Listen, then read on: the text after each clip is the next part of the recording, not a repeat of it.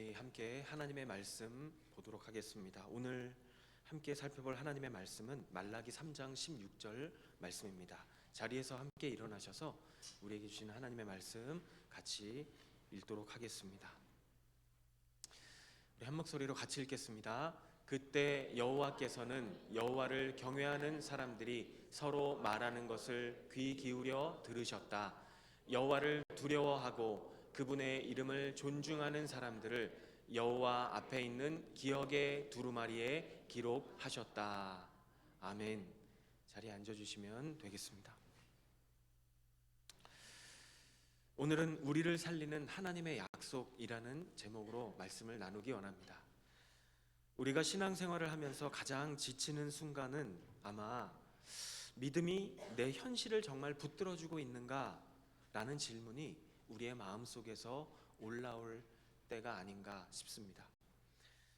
우리가 주일에는 이곳에 함께 모여서 예배를 드리고 있지만 주일이 지나고 이제 다시 월요일이 되면 우리는 다시 삶의 자리로 돌아가게 됩니다. 직장에 다니시는 분들에게 직장이라는 장소는 업무에 대한 압박, 그리고 관계에 대한 압박을 견뎌야 하는 장소이기도 합니다. 또 학생들에게는 학교라는 장소가 시험과 과제와 또 진로에 대한 불안함이 느껴지는, 그리고 그 불안함을 견뎌야 하는 장소가 되기도 합니다. 사업을 운영하시는 분들은 어떻습니까? 매출과 고객 유치에 대한 그 무거운 책임감 속에서 아침에 매장 문을 열어야 할 때가 있지 않으십니까? 누가 뭐라 보면 겉으로는 다 괜찮다고 이야기는 하지만 속으로는 이런 생각이 들 때가 있기도 합니다. 내가 이렇게 버티는 것이 무슨 의미가 있을까? 하나님은 정말 어디에 계시는 것일까? 한 주간 말씀을 준비하면서 저도 저의 학교 생활과 직장 생활을 돌아보게 되었습니다. 월요일 아침에 직장에 도착해서 현관문을 열고 들어가기도 전에 그날 해야 할 일들을 문자나 전화로 미리 전달받을 때가 있습니다.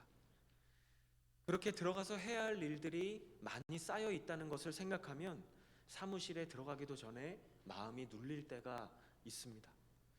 한참 일하는 중에 누군가에게서 더 급하게 해야 할 일이 있다는 그런 연락을 받기도 하고, 또 어떤 때에는 일하는 팀의 분위기가 좋지 않아서 힘들 때도 있고, 또 열심히 일하고 있는데도 불구하고 실적이 부족하다고 하는 그런 이야기를 들으면 힘이 빠질 때가 있기도 합니다. 학생들은 시험 때만 되면 긴장이 됩니다. 밤새도록 과제를 해도 불안한 마음이 없어지지 않습니다. 그리고 등록금 시즌이 되면 스트레스를 받기도 합니다. 학교에 다니는 동안에도 계속 내내 떠나지 않는 생각이 있습니다. 졸업을 하면 나는 이제 어디로 가야 하는가? 라는 질문이 머릿속에서 떠나지 않습니다. 사업을 운영하시는 분들은 더 현실적이라고 느껴질 수 있겠죠. 매출은 들쭉날쭉한데 건물 임대료, 그리고 인건비, 그리고 고정적으로 나가는 그 비용을 내는 날짜가 너무나 빨리 돌아옵니다. 갑자기 거래처와의 거래가 꼬일 때가 있는가 하면 까다로운 고객들이 힘들게 할 때도 있고, 또 예기치 않은 클레임 때문에 스트레스를 받기도 합니다. 우리의 삶의 자리는 이렇게 다 다르지만 공통점이 있다면 그것이 무엇일까요? 열심히 살아도 마음이 메말라지는 느낌, 그런 느낌이 들 때가 있다는 것입니다. 그러한 상황 속에서 우리는 질문하게 될 때가 있습니다. 정말 하나님을 섬기는 것이 유익한 것일까?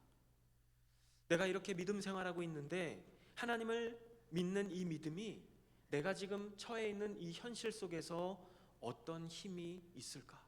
무슨 의미가 있을까? 라는 질문을 하게 될 때가 있습니다. 여러분, 근데 이러한 질문은 오늘날 우리의 질문일 뿐만 아니라 오늘 본문을 기록했던 선지자 말라기가 살던 시대에도 사람들이 똑같이 했던 질문이기도 했습니다. 말라기 시대에도 많은 사람들이 오늘 본문 3장 14절과 15절에 보면 하나님을 섬기는 것이 헛되다고 말했고, 또 경건하게 살아서 무슨 유익이 있냐고 이야기했고, 그리고 오히려 눈에 보일 때는 교만한 사람이 더 잘 되는 것 같다고, 그리고 악한 사람이 더 성공하는 것 같다고 그렇게 말을 하고 다녔던 시대였습니다. 예배는 드리고 있었지만 마음은 멀어져 있었습니다. 이들의 신앙생활은 더 이상 삶을 이끄는 힘이 아니라 형식처럼 되어버린 상황 속에서 살고 있었습니다. 역사적으로도 이때 당시 말라기 시대의 유대인들에게는 상처와 좌절의 시간들이 많이 이미 쌓여 있는 상태였습니다. 성전이 파괴되었죠. 그리고 오랜 기간을 다른 나라에서 포로로 강제로 끌려가서 그렇게 살았던 시간들이 그들에게 있었습니다. 그리고 다시 고향으로 돌아오긴 했지만 반복되는 실망과 실망 속에서 그들의 신앙은 점점 흔들리기 시작했습니다. 말라기 시대는 바로 이러한 신앙의 위기가 만연해 있던 시간이기도 했습니다. 그런데 주목할 만한 사실은 그러한 시대적인 상황 속에서도 하나님을 경외하는 사람들이 있었다는 것입니다. 그리고 더 중요한 것은 하나님을 경외하는 이 사람들을 소수였습니다. 그러나 하나님께서 이 소수라고 해서 이 사람들을 보잘것없는 존재로 여기지 않으셨다는 것입니다. 그들을 잊어버리지 않으셨다고 말씀하고 있습니다. 그리고 하나님을 경외하는 사람들을 향해서 약속하고 계시는 장면이 바로 오늘 본문인 말라기 3장 16절의 내용입니다. 오늘은 하나님을 경외하는 사람들을 향해 주시는 하나님의 약속이 무엇인지 오늘 본문을 통해 세 가지로 살펴보기 원합니다. 함께 나눌 내용은 이것입니다. 하나님을 경외하는 사람들을 향한 하나님의 약속은 무엇일까요? 첫 번째로 그것은 하나님을 경외하는 자들의 소리를 귀 기울여 들으신다는 것입니다. 오늘 본문 16절은 그때라는 단어로 시작합니다. 우리가 아까 읽었지만 그때라는 단어로 16절이 시작되고 있습니다. 그때라는 상황, 이 본문의 그때는 어떠한 상황을 이야기하고 있는 것일까요? 바로 사람들이 공개적으로 신앙생활을 회의하고 조롱하고 있던 그런 시대였다는 것을 알 수 있습니다. 하나님을 섬기고 있는 것이 헛되다고 말하고 있던 그 시대, 경건하게 살아서 무슨 이익이 있냐라고 말했던 그러한 시대, 교만한 사람들이 더 복을 받는 것 같다, 악한 사람들이 더 성공하는 것 같다라고 세상이 말하고 있었던 그런 시대, 그때를 이야기합니다. 그때 하나님께서 무엇을 하셨다고 오늘 본문이 말씀하고 있습니까? 16절 이렇게 말씀하죠. 그때 여호와께서는 여호와를 경외하는 사람들이 서로 말하는 것을 귀 기울여 들으셨다. 여기서 참 놀라운 표현이 있다면 바로 귀 기울여라는 단어일 것입니다. 우리가 세상 속에 살다 보면 세상의 소리가 우리에게 전부인 것처럼 들릴 때가 있죠. 직장에서는 어떻습니까? 성과에 대한 소리, 평가에 대한 소리를 우리는 늘 들으며 살아갈 수밖에 없습니다. 학교에서는 어떻습니까? 성적에 대한 소리, 다른 학생들과 비교하는 소리, 이런 소리들을 우리가 들으며 살아갈 수밖에 없을 것입니다. 사업 현장에서는 어떻습니까? 매출에 대한 이야기, 비용에 대한 이야기, 고객에 대한 소리, 우리가 그런 소리들을 수없이 들으며 살아가게 됩니다. 그런 말들 속에 있다 보면 우리의 믿음의 소리는 아주 작게 느껴질 수 있습니다. 그런데 오늘 본문에 보니까 하나님은 믿음의 사람들이 서로 나누는 이 작은 고백이라 할지라도, 소수의 이야기라 할지라도 하나님은 귀 기울여 듣고 계신다라고 말씀합니다. 여러분, 우리가 서로에게 할 수 있는 믿음의 말, 하나님을 경외하는 사람으로서 우리가 서로 나눌 수 있는 말은 무슨 말일까요? 이런 말이 아닐까요? 하나님이 너와 함께하고 계신다고, 우리 같이 기도하자고, 같이 우리 주님을 붙잡고 주님을 바라보자 라고 이야기하는 그 말, 그 소리, 여러분, 그 소리를 하나님은 듣고 계신다는 것입니다. 말라기 3장 16절에 보면 하나님이 귀 기울이셨다 귀 기울여 들으셨다라고 하는 이 말씀이 나오죠. 이 말씀을 묵상하면서 성경의 다른 한 장면이 묵상이 되었습니다. 바로 다니엘과 세 친구의 이야기입니다. 바벨론이 세계의 초강대국이었던 그런 상황 속에서 세상의 권력이 정말 커 보이죠. 그리고 초강대국의 왕이었던 그 왕의 말 한마디가 사람의 생사를 가르던 그 시대에 어느 날 바벨론의 왕이었던 느부갓네살이 꿈을 꾸게 됩니다. 그런데 왕이 그 꿈을 꾸고 나서 굉장히 마음이 불편해지죠. 마음이 불안해지기 시작했습니다. 그래서 왕이 자신이 데리고 있던 점술가들과 그 나라 안에 있는 지혜자들을 다 불러 모아놓고 이야기하죠. 내 꿈이 무슨 꿈인지 너희들이 좀 알아봐 달라라고 이야기합니다. 그리고 이 꿈의 의미가 무엇인지 해석을 해달라라고 왕이 지혜자들에게 이야기를 합니다. 그때 바벨론의 지혜자들이 이런 대답을 합니다. 왕이시여, 그런 요구를 할 수 있는 사람은 이 세상에 아무도 없습니다. 꿈에 대한 이야기를 할 수 있는 사람이 우리 중에 없습니다. 그런 영역은 신들의 영역이기 때문에 우리는 꿈을 이해할 수도 해석할 수도 없습니다 라고 이야기를 합니다. 그때 왕의 반응이 어땠습니까? 굉장히 분노하게 되죠. 분노하면서 내린 명령이 무엇입니까? 바벨론의 지혜자들을 다 죽이라고 하는 그런 명령이었습니다. 그런데 이 명령 속에는 다니엘과 그 친구들도 포함이 되어 있습니다. 왜냐하면 그들도 지혜자였기 때문이죠. 다니엘은 지금으로 치면 이 다른 나라에서 바벨론으로 강제로 끌려와서 완전히 자기가 전에 살던 문화와 완전히 다른 문화 속에 있는 완전히 다른 시스템 속에서 살았던 그런 사람이었습니다. 그런데 어느 날 갑자기 자기가 감당할 수 없는 일들이 이 시스템 안에서 일어나게 된 것입니다. 그런데 성경을 보니까 다니엘의 반응이 어떻습니까? 다니엘은 이런 상황 속에서도 무너지지 않았습니다. 그리고 왕에게 찾아갔습니다. 그리고 왕에게 이야기합니다. 시간을 달라고 이야기를 했습니다. 상황은 이미 다 끝난 것처럼 보였지만 조금만 시간을 달라고 말하고 있는 이 다니엘의 모습 속에서 우리가 엿볼 수 있는 것은 다니엘은 그런 긴박한 상황 속에서도 하나님께서 일하실 틈을 구하고 있는 것임을 우리가 볼 수가 있습니다. 그런 요청을 한 다음에 다니엘이 어디로 갑니까? 집으로 돌아가죠. 그리고 세 친구를 부릅니다. 하나냐, 미사엘, 아사랴. 이 세 명의 친구가 바로 우리가 알고 있는 사드락과 메삭과 아벳느고죠. 다니엘이 이 친구들에게 그때의 상황을 설명합니다. 그리고 나서 이렇게 부탁하는 장면이 성경에 나옵니다. 우리 하나님께 같이 긍휼을 구하자라고 이야기합니다. 같이 기도하자라는 것이죠. 여러분, 저는 오늘 이 장면이 이 다니엘의 이 장면이 말라기 3장 16절의 장면과 너무나 닮아 있다고 생각합니다. 우리 귀에 들려오는 세상의 소리, 보여지는 상황과 환경이 너무나 크게 보이고 우리를 위협하는 소리들이 너무나 크지만 그런 상황 속에서도 하나님을 경외하는 사람들이 말하는 소리, 하나님을 경외하는 사람들이 모여서 함께 이야기하는 그 말, 그 소리는 무엇입니까? 같이 기도하자. 하나님께 긍휼을 구하자. 이 작은 말 한마디가 하나님을 경외하는 사람들의 말입니다. 그리고 다니엘 2장의 말씀을 보면 그날 밤에 하나님께서 비밀을 다니엘에게 보여주셨다라고 말씀합니다.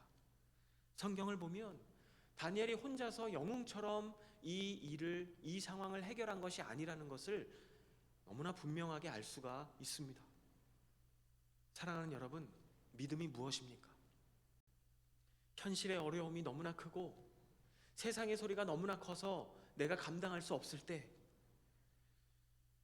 그냥 혼자서 말하는 소리, 혼자서 나 지금 너무 그냥 무섭다고, 지친다고, 아이 나도 모르겠다고 그렇게 말하고 끝내는 그런 이야기가 믿음의 말이 아니라 믿음의 사람들이 함께 모였을 때 같이 기도하자고, 그리고 이 일은 주님께 맡기자고, 하나님이 지금도 우리를 놓지 않고 계신다고 그렇게 말할 수 있는 그 말 한마디, 그것이 바로 하나님을 경외하는 사람들이 할 수 있는 믿음의 말이고, 하나님은 그러한 우리의 작은 말을 귀 기울여 들으신다고 성경은 우리에게 말씀하고 있습니다.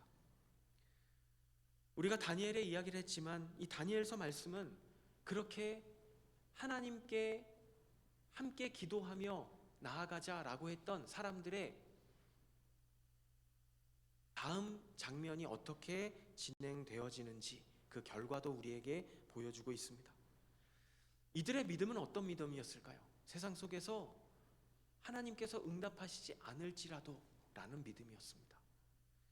하나님께서 응답하시지 않을지라도 나는 믿음으로 살겠다라는 믿음을 가지고 자신이 처한 상황을 하나님 앞에 올려드리며 함께 기도하자, 함께 하나님 바라보자, 함께 하나님을 붙잡자라고 고백했던 그들의 삶을 우리는 다시 한번 기억해 봅니다.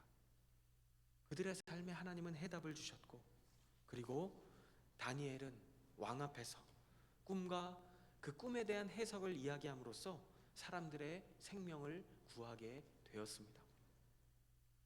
그리고 더 나아가서 하나님께서는 이방 나라 한복판에서 하나님의 이름이 높아지게 되는 그런 놀라운 일을 다니엘을 통해서 행하셨습니다. 여러분, 우리는 어떻습니까? 직장인으로서의 압박 속에서, 또 학생으로서의 불안함 속에서, 또 사업의 무게감 속에서 살다 보면 믿음의 소리가 작아질 수밖에 없겠죠. 그러나 여러분, 오늘 말씀을 기억하시기 바랍니다.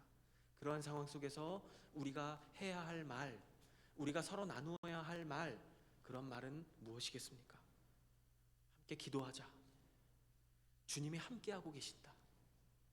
오늘도 말씀 붙잡고 승리하자 라는 그 말 한마디, 여러분, 하나님께서 귀 기울여 들으시는 그 말이 우리의 입술 가운데 한 주간의 삶 속에서 흘러나오기를 간절히 소망합니다.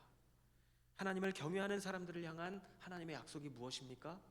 하나님을 경외하는 자들의 소리를 하나님께서 귀 기울여 들으신다고 하는 약속입니다. 두 번째로, 하나님을 경외하는 사람들을 향한 하나님의 약속은 무엇일까요? 그것은 하나님을 두려워하고 존중하는 사람을 기억의 두루마리에 기억하신다는 것입니다. 세상 속에서 많은 시간들을 보내다 보면 우리의 가치관이 흔들릴 때가 있습니다.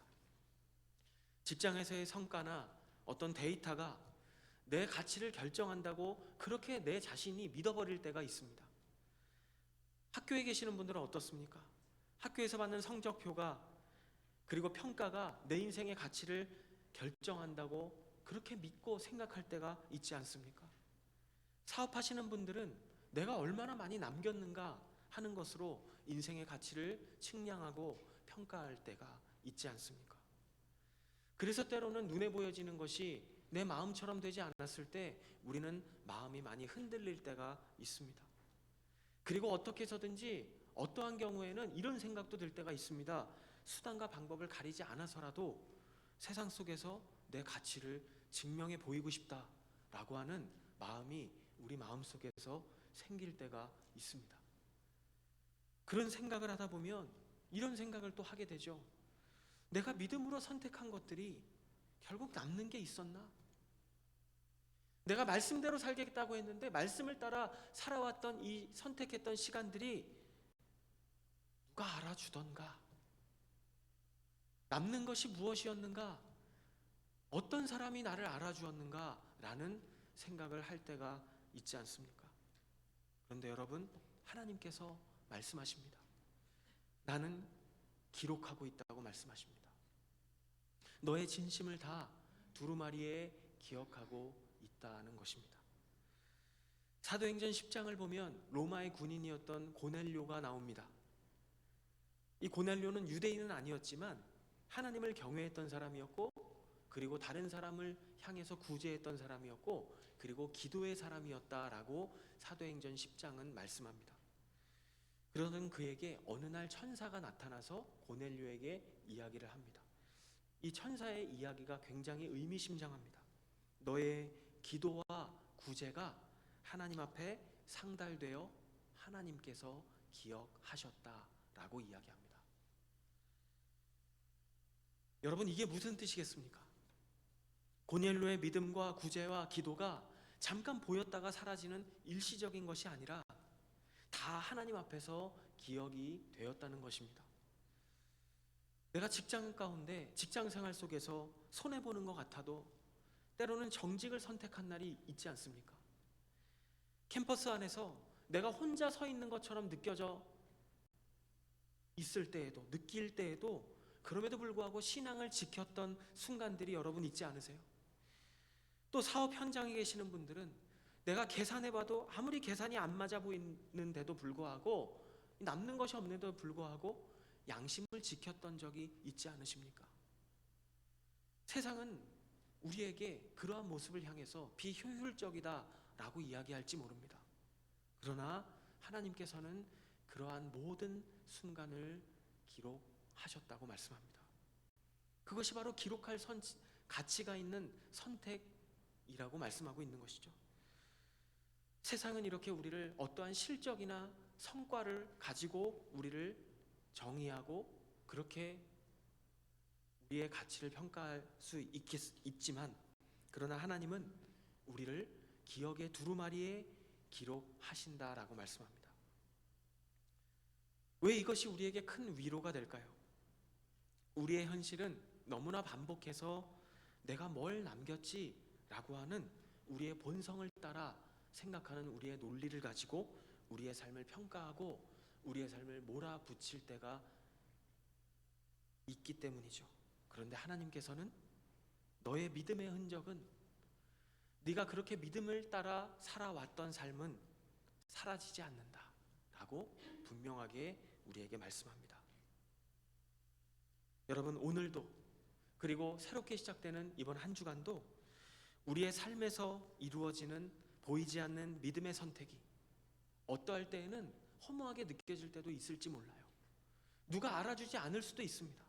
그럴 때마다 오늘 말씀을 기억하실 수 있기를 바랍니다. 하나님은 잊지 않으신다고. 하나님은 우리의 선택과 믿음을 기억의 두루마리에 기록해 놓으신다고 하는 이 말씀을 기억하실 수 있기를 바랍니다. 마지막으로 하나님을 경외하는 사람들을 향한 하나님의 세 번째 약속은 바로 하나님께서는 우리를 특별한 소유로 삼아 주신다고 하는 약속입니다. 말라기 3장 17절, 오늘 우리가 읽지는 않았지만 바로 이어지는 17절 말씀에 보면 하나님께서는 하나님을 경외하는 사람들을 특별한 소유로 삼겠다라고 말씀하십니다. 여러분, 하나님의 소유가 되었다는 말의 의미는 하나님의 보호하심과 하나님의 지켜주심 속에 살아갈 수 있는 존재라는 것을 의미합니다. 우리가 세상 속에서 하나님을 경외하며 살아가게 되면 하나님께서 우리의 삶을 지키시고 보호해 주신다는 것입니다. 이 약속을 가장 따뜻하게 보여주는 이야기, 그 이야기들 여러 이야기들이 있지만 바로 탕자의 이야기 속에서도 그러한 장면들을 찾아볼 수가 있습니다. 둘째 아들이 아버지의 재산을 들고 나가서 모든 것을 다 허랑방탕하게 다 쓰고 잃어버렸습니다. 이제 가진 것이 아무것도 없는, 그야말로 세상 사람들이 보기에도 실패한 인생을 살았습니다. 그리고 집으로 돌아오면서 이런 생각을 하게 됩니다. 저는 더 이상 아버지의 아들이 아닙니다. 저를 종으로라도 받아주시면 정말 아버지께 감사하겠습니다 라는 마음을 가지고 아버지의 집을 향해서 가죠. 그런데 그런 아들을 발견한 아버지는 어떤 반응을 보입니까? 달려가서 입을 맞추고 끌어안고 옷을 입히고 반지를 끼워줍니다. 그리고 잔치를 여는 장면을 우리는 성경을 통해서 볼 수가 있습니다. 그 장면이 의미하는 것이 무엇일까요? 너의 인생은 눈에 보여지는 성공과 실패로 정해지는 인생이 아니라는 것입니다. 너의 인생은 여전히 가치 있는 인생이고 너는 귀한 인생이다. 왜냐하면 내가 너를 여전히 사랑하기 때문에 라고 아버지가 그렇게 아버지의 모습을 통해 아들에게 보여주고 있지 않습니까? 여러분, 이 자리에 있는 우리는 어떻게 하나님의 자녀가 되었습니까? 어떻게 하나님의 소유가 되었습니까? 우리는 너무나 연약하죠. 제가 제 자신을 봐도 그렇습니다. 인간이라는 존재를 봐도 그렇습니다. 우리는 너무나 연약한 존재이고 자주 흔들리는 존재이고 때로는 너무나 형식적인 존재이고 그리고 때로는 하나님 앞에서 떳떳하지 못한 모습으로 서 있을 수밖에 없는 그런 존재입니다. 그런데 그런 우리를 하나님께서 어떻게 하나님의 자녀로 삼아주셨습니까? 우리의 어떠한 모습 속에서 그 근거를 찾지 않으셨습니다. 하나님은 예수 그리스도 안에서 우리를 하나님의 자녀로 삼아주셨습니다. 세상은 우리의 인생을 평가하고 정의할 때 어떤 눈에 보여지는 성과와 성공과 실패의 그 기준을 가지고 우리의 삶을 정의할지 모르지만 하나님께서는 예수님의 십자가로 우리의 삶을 정의하고 계십니다. 네 인생의 가치는 네가 이루어낸 어떠한 성과 때문에 가치가 있는 것이 아니라 내 아들 예수 그리스도가 십자가 위에서 너를 위해서 죽었다는 그 사실로 인해서 내가 너를 귀하게 볼 수 있게 되었다고 말씀하시는 하나님의 말씀을 우리는 다시 한번 기억하게 됩니다. 그래서 우리가 실패하고 흔들릴 때에도 하나님께서는 우리를 놓지 않으십니다. 하나님이 우리를 놓지 않으시는 그 이유는 우리의 성실함 때문이 아니라 바로 예수 그리스도의 십자가 때문이라고 성경은 우리에게 말씀합니다. 여러분, 세상 속에서 꼭 기억하실 수 있었으면 좋겠습니다. 우리는 하나님께서 예수 그리스도를 통해 그 예수님의 피값으로 사신 하나님의 귀한 자녀라는 사실을 기억하시기를 간절히 소망합니다. 오늘 본문에 들어가 있지는 않았지만 이어지는 또 18절에 보면 하나님께서는 하나님의 때가 되었을 때 다시 한번 구별하시는 그 일들이 일어나게 될 것이다 라고 말씀하십니다. 3장 18절, 그때 너희는 다시금 의인과 악인, 하나님을 섬기는 사람과 섬기지 않는 사람을 구별하게 될 것이다 라고 말씀합니다. 지금 우리가 살아가는 세상은 너무나 혼란스러워 보입니다. 정직하게 일하는 사람이 손해보는 것처럼 보이고 아까 타협하는 사람들이 잘 되는 것처럼 보이고 하나님을 경외하는 삶이 오히려 미련하고 뒤처지는 것처럼 보일지 모릅니다. 그런데 하나님께서는 마지막 순간에 그것을 구별하시겠다고 말씀하고 계십니다. 하나님을 경외하는 삶이 절대로 헛되지 않다고, 그것이 정말 가치 있는 인생이었다고 구별하실 날이 온다는 것입니다. 사랑하는 여러분, 오늘 우리에게 주신 이 말씀을 붙잡고 한 주간을 승리하시기를 간절히 소망합니다. 우리가 붙잡아야 할 본문의 약속 무엇입니까? 바로 하나님이 듣고 계시고 하나님이 기록하고 계시고 하나님께서 우리를 특별한 소유로 아끼고 계시며 마침내 하나님의 때가 되었을 때 우리를 구별하실 것이라는 약속입니다. 우리는 이제 이 예배가 끝나면 다시 삶의 자리로 돌아가게 됩니다. 우리의 직장으로, 또 캠퍼스로, 그리고 사업장으로 우리는 가게 될 것입니다. 그때 세상의 소리가, 눈에 보여지는 상황이 우리를 흔들지라도 이 말씀을 굳게 붙잡고 하나님이 귀 기울여 듣고 계신다고 기억하며 하나님이 내 삶을 다 기록하고 계신다고 그렇게 기억하며 믿음의 길을 걸어가실 수 있는 저와 사랑하는 우리 노만 공동체 모든 지체분들 되실 수 있기를 간절히 소망합니다. 기도하시겠습니다.